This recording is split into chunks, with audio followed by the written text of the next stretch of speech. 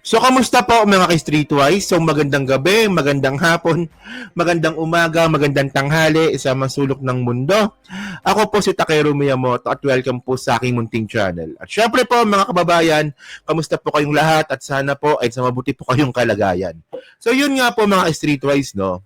So, meron na naman pong bagong mission itong si General Nicolas Torre para po arestuhin. At ako naniniwala po tayo na kung mapapa-aresto nga po ito ni General Torre, magiging parte ito na kanyang resume para 100% na po na siya po ang magiging next PNP chief. So pag-usapan ngayon natin yan. So tingnan nyo to ha. Ito nabalita to kanina. Okay? Sabi ni PBBM to ha, tsaka ni John B. Crimolia pala. Sabi dito, he has someone in mind, Marcos, to announce new PNP chief in 2 weeks. So, tandaan natin mga ka-Streetwise no, na si General Marbil, papalitan na po in 2 weeks. Yan. So, maraming options si PBBM na pinipili. No? Isa na nga dito si Nartates at saka si General Torre. So, pag-usapan pa natin to para makuha natin yung point. No? Sabi pa dito, President Ferdinand Marcos Jr. has already made his choice for the next PNP Chief of the Philippine National Police and Terror Secretary John B. Crimolia as revealed. So, ibig sabihin, meron na po talagang napili si PBBM. Okay? We've spoken, he has someone in mind. But that just wait for his official announcement. Rimulya told reporters during a press briefing Monday, May 26. So kanina. Okay. So, sabi pa dito, okay. Continue natin ha. According to Rimulya, the successor of incumbent PNP General Romel Francisco Marbil will likely be announced within next 2 weeks. Excellent choice. Very qualified, very dynamic, with a good track record, he said, describing the next PNP chief. Okay. So, sino ba ngayon yon sa tingin ninyo? Di ba? Well, meron akong high hopes na sana si General Torre po ito kasi napaka-approachable niya pong tao. Seriously, no? So, ngayon, sino ba itong bagong mission nga po ni General Torre? Walang iba kundi si Baboy. Yung bakla. Si Harry Roque. So, tingnan nyo to, ha? Okay. Sabi dito, no? Interpol red notice for Harry Roque sought by CIDG. Ngayon, sino ang nag-asikaso ng Interpol para arestuin po si Harry Roque? CIDG. So, sino po yung may hawak ng CIDG ngayon? Si General Torre. Di ba? Sabi sa inyo eh. So, pag mga aresto talaga, si ano talaga, no? Si Torre talaga. So, sabi dito, okay, parang mali ata. Ito, actually, yan. May video dito, no? Panoorin natin to. Ito yung sabi ni General Torre. Wait to.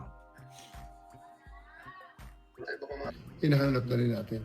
And we are also notifying the Interpol. We are requesting for the assistance of the Interpol for the arrest of Mr. Roque, who is currently abroad. Okay, sir, kamusta ang coordination natin with Interpol? Okay naman. We are a member country. We are a very active member country of the Interpol.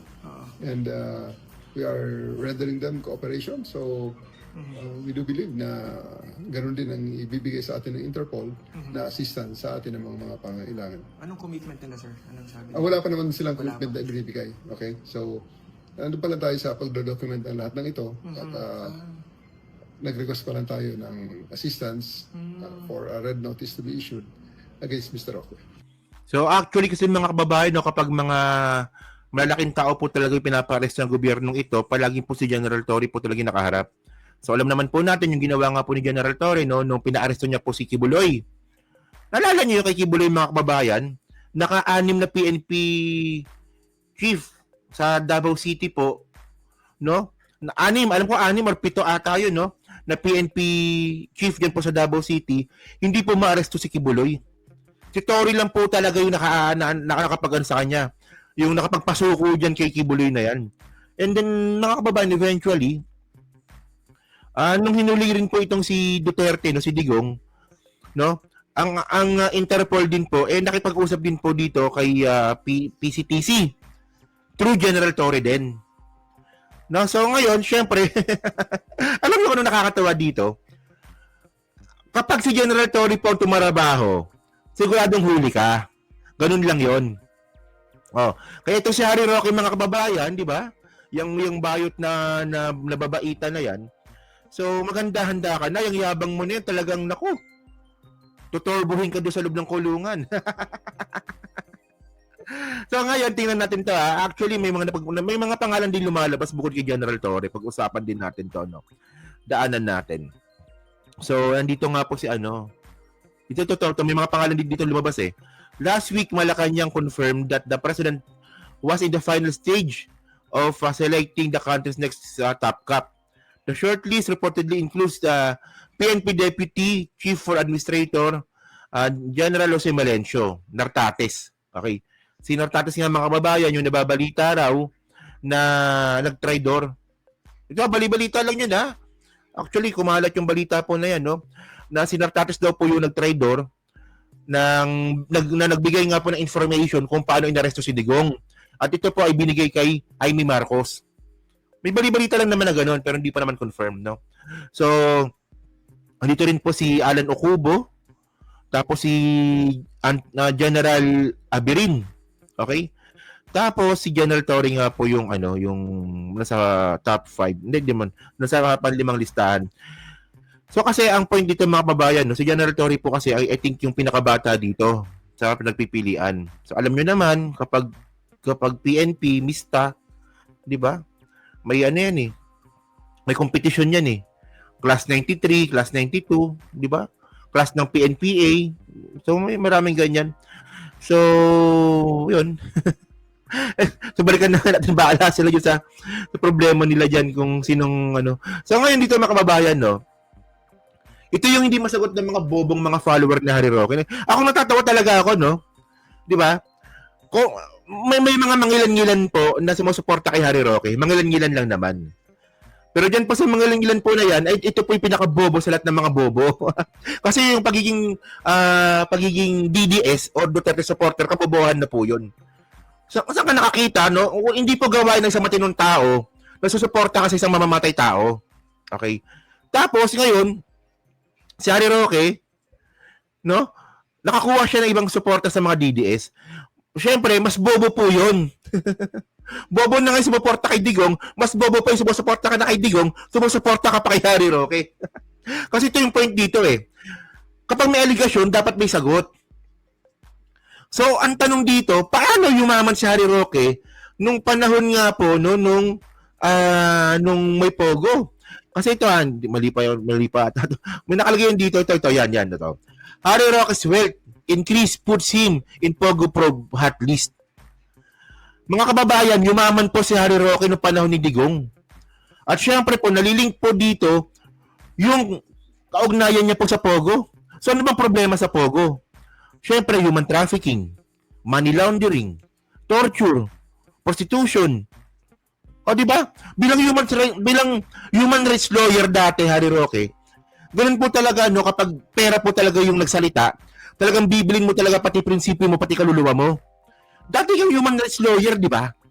Pero yung ginawa sa Pogo, naging pasimuno ka ng Pogo, so, nawala yung pagiging human rights lawyer mo. O di ba? So ngayon, mga kababayan, no? Pag ganyan po kasi talaga, no, especially, hindi lang po si ADJ yung kumilos ngayon, pati rin po kasi DOJ. Ito DOJ moves to cancel Harry Roque's passport. So, patay na to. Yari na to. O hindi patay na patay. Baka sabihin nyo. Yari na to. Teka, ito pala. Baka sabihin nyo, patay. Hindi, yari na si Harry Roque dito. Kasi, hindi na siya makakalis mo ng bansa kung saan man siya naroroon. Pero alam kung magbabackdoor siya, na yun na naman ang ginagawa niya ng boyfriend niya, na magbackdoor. Pero, ewan ko sa'yo, Harry Roque. Kapag ikaw talaga nag-uusapan, no, nakakatanga talaga, no. So, ngayon, mga ka-streetwise, no, wala na to. Corner na po ito. Kasi mga kababayan, no, alam ko po, yung DOJ matalino po yan. Hindi po sila maglalabas ng kanyang klase mga statement kung hindi na sure na talagang cancel na po yung passport ni Harry Roque. Baka nga cancel na nga ngayon eh. Oh. So kasi mga kababayan naman po, tingnan nyo naman itong kalokohan ni Roque. No, bukod nga po sa yumaman po siya sa Pogo, di umano. Tingnan nyo to. Ito ba gawain pa ba ng matinong tao to? Alam mo, ito yung mga bagay na dapat hindi mo na nga ginagawa, proud ka pa.